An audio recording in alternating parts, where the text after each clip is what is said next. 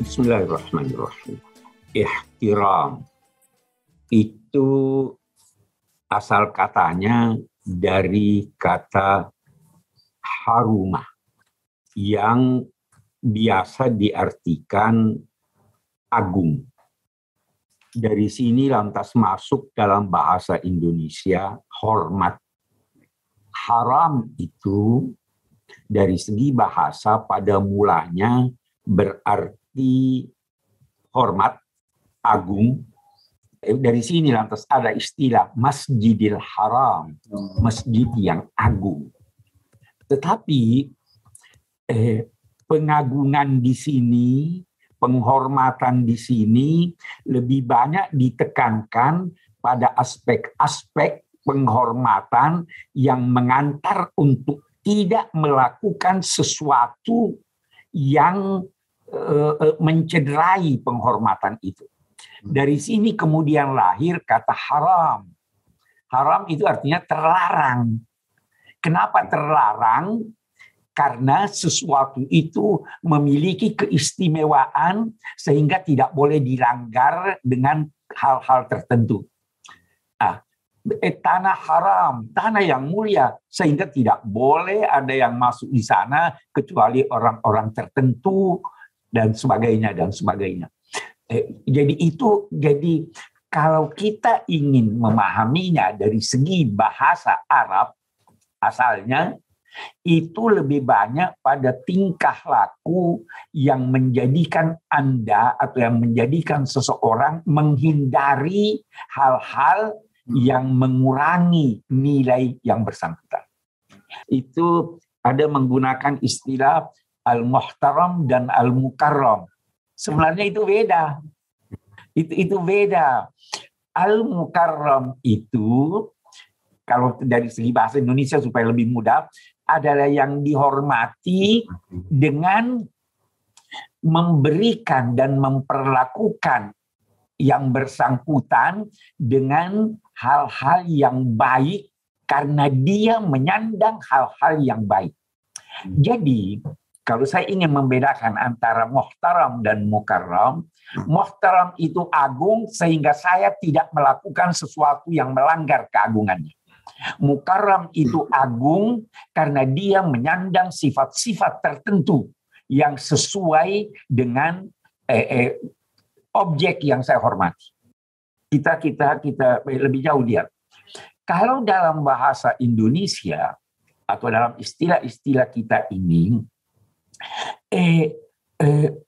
penghormatan itu ditujukan kepada manusia. Hormat itu sebabnya hormat dalam Kamus Besar Bahasa Indonesia diartikan sebagai sikap ta'zim. Kalau dalam bahasa Arab atau dalam ajaran Islam, penghormatan dan takrim itu tidak hanya diberikan kepada manusia, tetapi diberikan kepada segala sesuatu yang memiliki sifat-sifat dan fungsi yang bermanfaat. Karena itu, kita lihat di dalam istilah mukarram dan karim ini, ada istilah rizqun karim. Rezeki yang karim. Apa artinya rezeki yang karim? Rezeki yang baik itu yang memuaskan, bukan yang banyak loh, yang memuaskan, yang bermanfaat dan halal. Kita temukan istilah zaujun karim, pasangan yang karim. Suami istri, pasangan yang karim, yang tampan, yang cantik, yang beragama, itu karim. Nah, segala sesuatu ini kalau memenuhi syarat-syarat terpuji pada dirinya, maka dia dinamai mukarram, karim. Beda dengan muhtaram. Muhtaram itu saya memperlakukannya sedemikian rupa sehingga sekedar tidak melakukan pelanggaran terhadapnya. Tapi kalau mukarram, saya nisbahkan kepadanya sesuatu yang baik. Itu bedanya. Karena itu al-mukarram lebih hebat daripada al-muhtaram. Yang kedua, yang saya ingin katakan, seperti yang saya katakan tadi, dalam Islam segala sesuatu harus diberi takrim. Kalau dalam bahasa Indonesia saya tidak tahu apa itu takrim persisnya. Kalau secara sederhana kita berkata segala sesuatu harus diberi penghormatan, difungsikan sesuai dengan fungsinya yang sebaik-baiknya. Karena itu Nabi bersabda, "Man kana lahu sya'run falyukrimhu." Siapa yang punya rambut, hendaklah dia berikram kepadanya. Apa maknanya itu? Bersihkan rambutmu. Sisir yang rapi. Itu bukan manusia, tetapi istilah mukarram di situ. Manusia itu mukarram pasti. Baik dia hidup maupun sudah mati. Baik dia muslim maupun tidak muslim. Nah, dalam bahasa Indonesia kita gunakan itu kedua makna ini dengan arti hormat.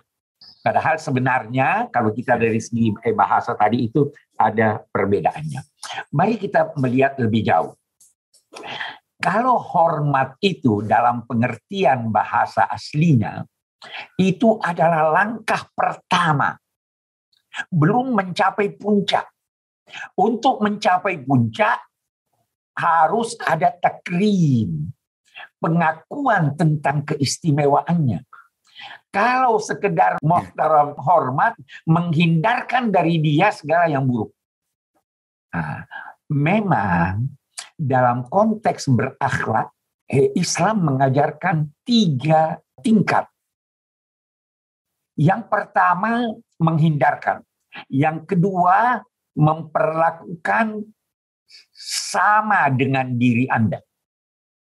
Yang ketiga, berkorban untuk yang Anda, dalam 2 tanda petik, yang Anda hormati. Karena itu, kalau kita membaca sekian banyak ayat Al-Quran, yang pertama disebutnya dulu jangan. La yaskhar qaumun min qaumin. Jangan satu kaum, sekelompok lelaki, sekelompok perempuan, seseorang, laki atau perempuan, menghina. Penghinaan ini terlarang. Mengejek ini terlarang. La yaktab ba'dukum ba'da. Jangan mengriba, jangan menyebut keburukan orang walaupun bukan di hadapannya. Jadi dimulai dengan jangan. Inilah hormat. Hormat itu dimulai dengan menghindarkan yang buruk terhadap orang lain.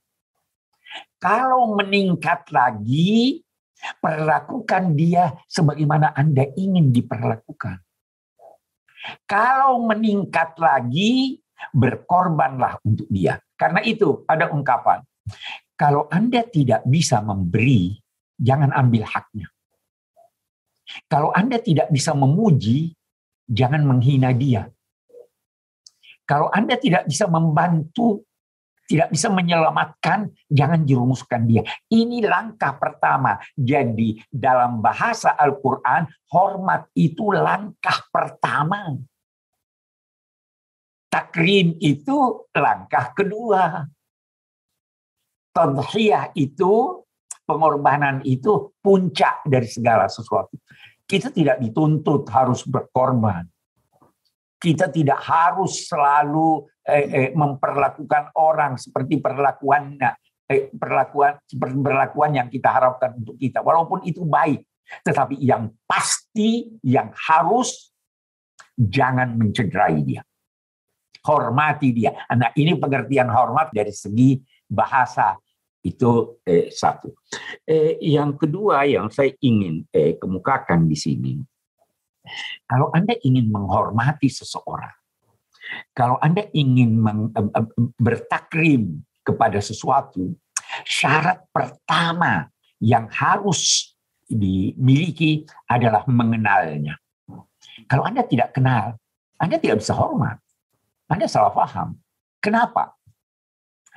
Karena memberi, katakan dalam bahasa Indonesia, memberi penghormatan lebih banyak dari kedudukan yang bersangkutan itu sama dengan penghinaan. Saya beri contoh. Kita sekarang ada nabi, ada ayah, ada teman, ada katakanlah anak kecil. Anda harus tahu terlebih dahulu siapa yang Anda hadapi. Kalau Anda memberi penghormatan pada anak kecil atau pada teman Anda seperti penghormatan terhadap Nabi, Anda menghina. Kalau Anda memperlakukan Tuhan yang Maha Agung itu sama dengan penghormatan Anda kepada manusia, itu Anda menghina. Sebaliknya, kalau Anda memperlakukan seseorang melebihi kedudukannya, itu juga bisa menghina. Saya menghadapi asisten saya berbeda dengan saya menghadapi orang tua saya. Orang tua saya cium tangannya, saya hormati dia, saya layani dia.